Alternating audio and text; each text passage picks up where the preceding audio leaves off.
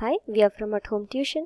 In this video, we are going to see how to subtract or add the given two numbers very easily with few examples. First example given is add 237 plus 213. So, solution. So, in the first step, we are going to represent the given number in terms of hundreds, tens and ones. So, the first given number is 237. It has 2 hundreds, 3 tens and 7 ones. Okay, so I have represented in hundreds. So, 2 hundreds, 3 tens and 7 ones. Then the next number is 213, which has 2 hundreds, 1 tens and 3 ones. So, 2 hundreds, 1 tens and 3 ones. The next step, I am going to add the numbers. I am going to add starting it from the ones place. So, if I add ones, 1, 2, 3, 4, 5, 6, 7, 8, 9, 10 ones is there. So, I have cancelled out 10 ones and I have added 1 to the 10. So, if I count tens, 1, 2, 3, 4, 5, it's less than 10. So, I have kept it as such. Similarly, hundreds, 1, 2, 3, 4, it's less than 10. So, I have kept it as such. So, in the next step, we are going to count the remaining numbers. So, if you count the remaining here ones, there are 0 ones remaining. So, I have written 0 in the ones column. Then, if you count tens, 1, 2, 3, 4, 5 tens is there. So, I have written 5 in the tens column. Then, we'll count hundreds, 1, 2, 3, 4 hundreds is there. So, I have written 4 in the hundreds column. Okay. So, thus 237 plus 213 is 450. The second example given is subtract 325 minus 204. So, first step, we are going to represent it in terms of hundreds, tens and ones. So, the first number is 325, which has 3 hundreds, 2 tens and 5 ones. The second number is 204, which has 2 hundreds, 0 tens and 4 ones. So, for subtraction, we are going to represent it only for the bigger number. So, we are going to write the bigger number at the top, smaller number at the bottom, and the representation is only for bigger numbers. So, it has 5 ones. So, 1, 2, 3, 4, 5 ones, and then 2 tens and then 3 hundreds. The next step, we are going to subtract. Okay, so that is we are going to take away 4, that is smaller number, from the bigger number. Okay, so the smaller number we have 4, so we have to take away 4 10 ones from 5 ones. So we have to strike off 4 ones. So I have striked off. So this remaining I have kept it as such. Then the next is tens. So 0 tens from 2 tens. So no need to take away any 10. So I kept it as such.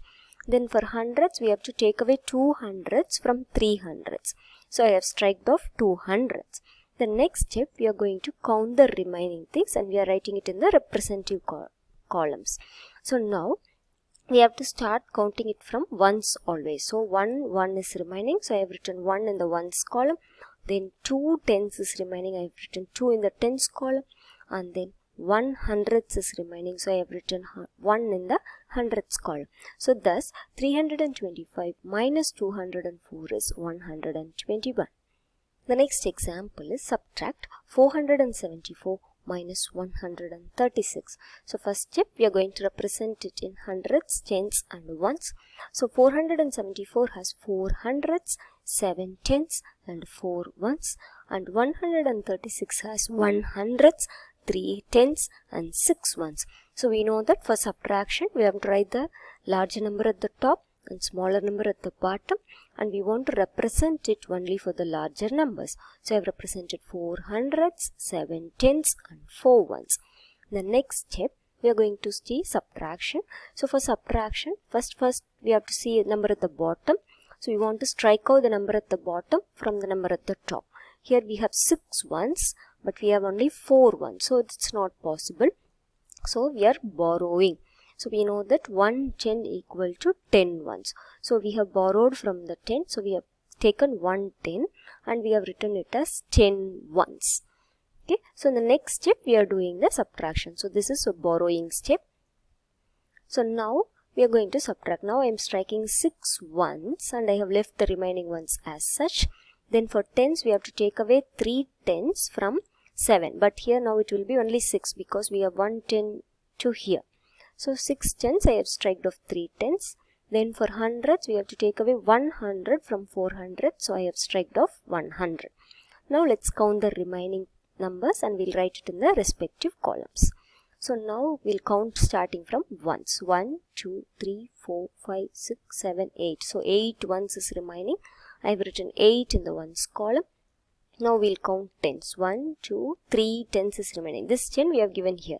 So only 3 tens is remaining. So I've written 3 in the tens column. Then hundreds, 1, 2, 3 hundreds is remaining. So I've written 3 in the hundreds column. So thus 474 minus 136 is 338. The next question is subtract 642 minus 413. So we are representing it in hundreds, tens and ones. 642 has 6 hundreds, 4 tens and 2 ones. And 413 has 4 hundreds, 1 10 and 3 ones. So I have written 6 hundreds, 4 tens and 2 ones. We want to represent it only for the bigger numbers. Then next step we are going to see for subtraction. So here we have to take away 3 ones from 2 1. That is not possible. So we are borrowing. So we are taking 1 10 and we are writing it as 10 ones. Okay, then if you count 10, it will be lesser number. Then if you count hundreds, it will be a lesser number. So we are keeping it as such. Then next step, we are subtracting. So we are taking away 3 ones from 12 ones because we have borrowed 10 ones. So it will become 12 ones. So now we are taking away 3 ones. So 1, 2, 3 ones I have taken away. Then I have kept the remaining ones as such. Then for tens, I have taken away 1 10 from the remaining 3 tens. For hundreds, I have taken away 4 hundreds from 6 hundreds. Now I am going to count the remaining numbers. Let's count starting from the ones. We have to always start from the ones. So 1, 2, 3, 4, 5, 6, 7, 8 ones. So here 1. So totally 9 ones. So I have written 9 in the ones column. Then I have take away 1 10 from the remaining 3 tens. So I have striked off 1 10. Okay, so we have remaining 1, 2 tens. So I have written 2 in the tens column. Then I have 1, 200. So I have written 2 in the hundreds column. So thus 642 minus 413 is 229. The next example is add 49 plus 20. So first I have represented it in tens and ones. So 49 has 4 tens and 9 ones. So I have written 4 tens and 9 ones. And then the next number is 20, which has 2 tens and 0 ones. So 0 ones I have not represented. So we have 2 tens. So I have represented here. So in the next step, we are going to add this. Okay. So now, since all these numbers are less than tens, we are adding it directly. So now I am counting it from. So we have 9 ones. So I have written 9 in the ones column. And then totally 1, 2, 3, 4, 5, 6 tens. So I have written 6 in the tens column. So thus 49 plus 20 is 69. The next example given is add 135 plus 146.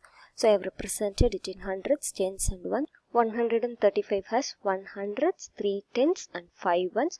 So 100, 3 tens and 5 ones. Then the next number is 146, which has 1 hundreds, 4 tens and 6 ones. So I have represented it 1 hundreds, okay, 4 tens and 6 ones. So in the next step I am going to add. So if you count the number of ones, which will be greater than 10. So 1, 2, 3, 4, 5, 6, 7, 8, 9, 10, 11. So it's greater than 10. So I have striked off 10 ones and I have added 1 10 to the tens column. Okay. So now I have added 1 here. Now we'll count the remaining things. So in the ones, we have to always start from ones. So if you count one number of ones, you'll have only one left. So I have written 1 in the ones column. Then if you count tens, 1, 2, 3, 4, 5, 6, 7, 8 tens is there. So I have written 8 in the tens column.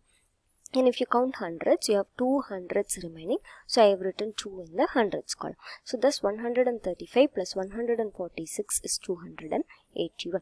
Hope you have understood how to add the two given numbers by representing it in hundreds, tens and ones in a very easy way. Thank you for watching the video.